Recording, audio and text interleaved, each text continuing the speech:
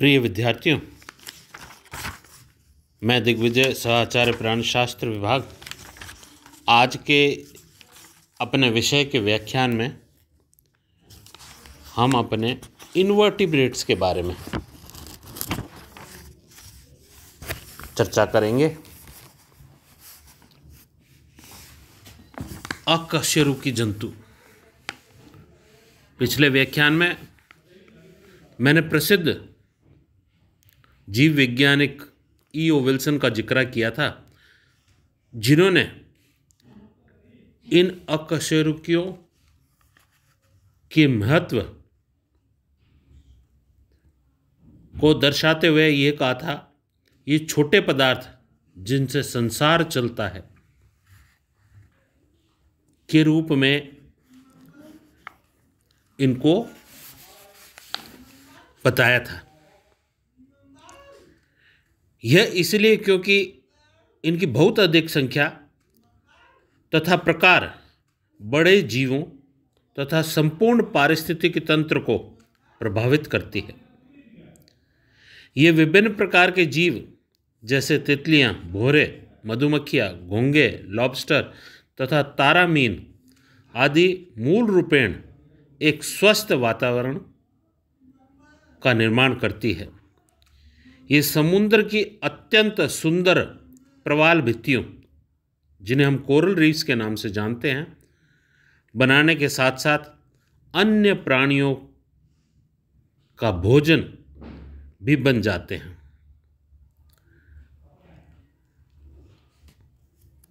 अकशेरुकियों की जब हम बात करते हैं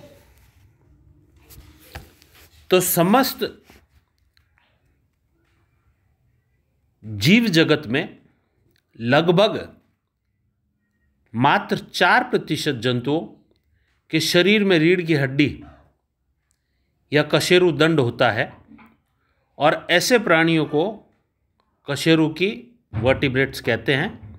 शेष 96% प्राणी जिनमें रीढ़ की हड्डी या कशेरुदंड का अभाव होता है, उन्हें हम अकशेरुकी इनवर्टिब्रेट्स कहते हैं। इस प्रकार सब जंतु एक समय अकशेरुकी में सम्मिलित किए जाते हैं। विविध प्रकार के स्पंज हैं, कृमि हैं, तितलियां हैं, प्रवाल है, केकड़े हैं, घोंघे आदि है।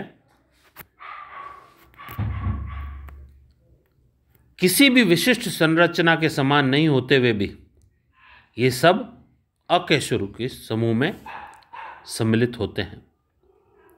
यह केवल इसी तथ्य के कारण संभव है कि इन प्राणियों के शरीर में कशेरुकी दंड नहीं पाया जाता।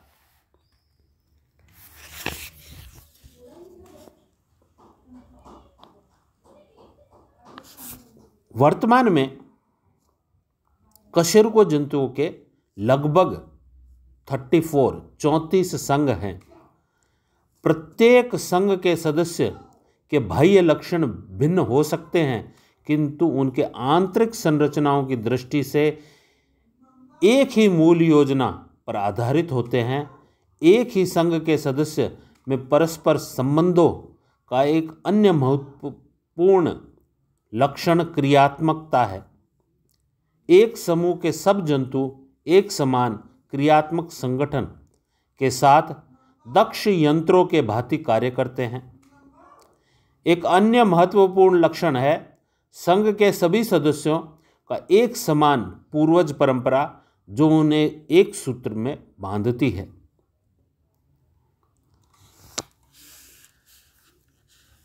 इसके बाद में हम दो शब्द प्रायः हमें पाठ्यक्रम का जब 3 सैद्धांतिक पेपर अपन ने पाठ्यक्रम जाना था, उसमें थे निम्नतर और उच्चतर अकशेरुकी प्राणी। तो ये होता क्या है, इन दोनों में ऐसा क्या विभाजन कारक है, किसके आधार पर इनको अपन ने इन अकशेरुकियों को विभाजित किया लोअर और हायर इनवर्टिब्रेट्स के अंदर। अकशेरुकी प्राणियों में के संघों में को प्रायः निम्नतर या उच्चतर अकशेरुकी नामों से जाना जाता है। निरंतर अकशेरुकी प्राणियों के शरीर का संगठन सरल एवं परिणाम सामान्यतः छोटा होता है।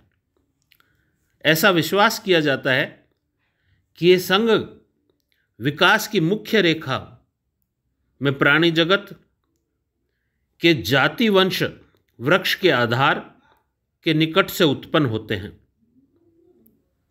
यह प्रोटोजोआ, पोरिफेरा, सिलिंड्रेटा, प्लेटीहेल्मिन्थेसिस और निमेटोड लोअर इन्वर्टिब्रेट्स प्राणियों की श्रेणी में आते हैं, जबकि उच्चतर इन्वर्टिब्रेट सामान्यतः परिमाण में बड़े, शारीरिक संगठन अधिक जटिल होता है। ये प्राणी जगत के जातिवंश वृक्ष के उच्च स्थान रखते हैं। एनेलिडा, आर्थ्रोपोडा, मोलस्का, इकाइनोडर्मेटा उच्चतर अकशेरुकी संघ में आते हैं। इनमें क्या ऐसे डिफरेंसेस हैं? पहले मैं अंग्रेजी में चर्चा करता हूँ, उसके बाद में एक एक करके हिंदी में भी अपन इसकी चर्चा करेंगे। लोअर और हायर में डिफरेंस क्या है? जैसा अभी मैंने आपके सामने बोला कि ये सामान्य सरल संरचनाएं होती है और छोटे आकार की होती है। तो पहला point, generally smaller in size, और हायर जो होते हैं वो लार्जर इन साइज है।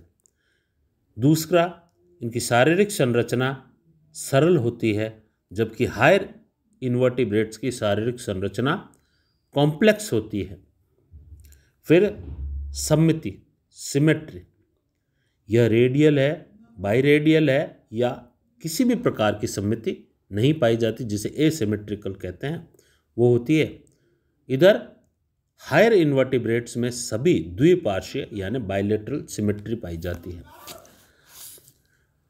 जनन स्तर 2 या 3 हो सकते हैं लोअर में, लेकिन हायर इन्वर्टिब्रेट्स के अंदर 3 ही होंगे, अर्थात एक्टोडर्म, एंडोडर्म, मीजोडर्म हो। देहगुआ लोअर इन्वर्टिब्रेट्स के अंदर अनुपस्थित होगी, नोसिलोम या सीडोसिलोम, कूट देहगुआ उपस्थित होती है, जबकि हायर इन्वर्टिब्रेट्स में वास्तविक देहगुआ पाई जाती है। फिर जो वर्गीकरण का आधार है, हम जब डिटेल में वर्गीकरण पढ़ेंगे तो 2 प्रकार के जीव होते हैं। एक होते हैं प्रोटोस्टोम, एक होते हैं ड्यूटेरोस्टोम। तो ये जो छठा पॉइंट जिस पर मैं बात कर रहा हूं, जिनमें कोई भी सेपरेट अलग से मुंह और गुदा जिनमें अलग नहीं होता वो लोअर में है, जिनमें मुंह और गुदा अलग अलग होते हैं वो हायर इन्वर्टिब्रेट्स होते हैं। फिर है पेशी युक्त गट का अभाव होता है लोअर इन्वर्टिब्रेट्स में, जबकि ट्रू मस्कुलर गट, पेशीयुक्त, वास्तविक पेशीयुक्त गट इसमें पाई जाती है हायर इन्वर्टिब्रेट्स में।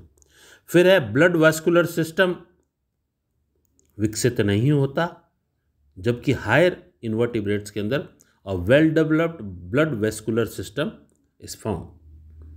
ये जो मैंने आपको लोअर इन्वर्टिब्रेट्स जो पहला पेपर है अपना, उसके अंदर जिन जिन जीवों के बारे में चर्चा करेंगे वो है प्रोटोजोआ, पोरिफेरा, सिलिंड्रेटा, प्लेटीहेल्मिन्थ्स और निमेटोड्स। और ये हैं हायर इन्वर्टिब्रेट्स, उच्चतर अकशेरुकों के एनेलिड्स, आर्थ्रोपोडा, मोलस्का, इकाइनोडर्मेटा। वर्तमान में आधुनिक वैज्ञानिक हेमिकॉर्डेटा को भी हायर इन्वर्टिब्रेट फाइलम में रखते हैं। इसके बाद में अगर जब हम हिंदी के अंदर बात करना शुरू करेंगे तो जैसा मैंने पहले आपको उधर भी बताने की प्रयास किया कि सामान्यतः जो निम्नतर है वो सामान्यतर आकार में छोटे होते हैं, जबकि अकशेरुकी उच्चतर वाले आकार में बड़े होते हैं। शारीरिक संगठन सरल होता है, इनका शारीरिक संगठन जटिल होता है। अरीय, द्विअरीय अथवा असमित होते हैं और वो उधर सारे द्विपार्श्वीय सिमित होते हैं, अर्थात बायलेटरल सिमेट्रिक। जनन स्तर का अभाव होता है अथवा 2 या 3 जनन स्तर पाए जाते हैं, जबकि उच्च स्तर के अंदर 3 जनन स्तर होते हैं। देहगुहा या प्रगुहा का अभाव या कूट प्रगुहा होती है, जबकि उच्च स्तर के अंदर वास्तविक देहगुहा या प्रगुहा होती है। सामान्यतः मुख और गुदा पृथक नहीं होते, जबकि उच्च स्तर के अंदर दोनों मुख और गुदा पृथक पृथक होते हैं। पेशीय आहार नाल का अभाव होता है लोअर के अंदर, जबकि उच्च स्तर के अंदर वास्तविक पेशीय आहार नाल ट्रू मस्कुलर गट पाई जाती है। और 8वां अंतिम, रुधिर परिसंचरण तंत्र सुविकसित नहीं होता और इधर उच्च स्तर के अंदर सुविकसित रुधिर तंत्र पाया जाता है। विद्यार्थियों, आज के व्याख्यान में मैंने प्रयास किया है अकशेरुकी जंतुओं के बारे में आपको सामान्य परिचय देना, उनकी परिभाषा देना, उनके विशेष गुण बताना और जिस आधार पर इनवर्टिब्रेट्स को अपन ने वर्गीकृत किया है लोअर और हायर में, उनका क्या आधार है और किन 8 पॉइंटों के आधार पर हमने इनको विभाजित किया है, यह दर्शाने का प्रयास किया। और साथ साथ में कौन कौन से फाइलम लोअर इनवर्टिब्रेट्स में आती है और कौन सी हायर इनवर्टिब्रेट्स में आती है, यह बताने का आज प्रयास किया है। और अगले व्याख्यान से अपन पहले वर्गीकरण, 5 किंगडम सिस्टम और वर्गीकरण के क्या क्या आधार हैं, इन पर अगले व्याख्यान में चर्चा करेंगे। आप ये जो आज मैंने आपको व्याख्यान दिया है, इसका मैं PDF व्हाट्सएप ग्रुप पर शेयर करूंगा। आप PDF को एक बार पुनः देखें, प्रयास करें समझने का। कोई भी अपने को जिज्ञासा हो तो वो मेरे से व्यक्तिगत पूछ सकते हैं और मेरे द्वारा दिया गया होम असाइनमेंट उसको करने का प्रयास करें। धन्यवाद।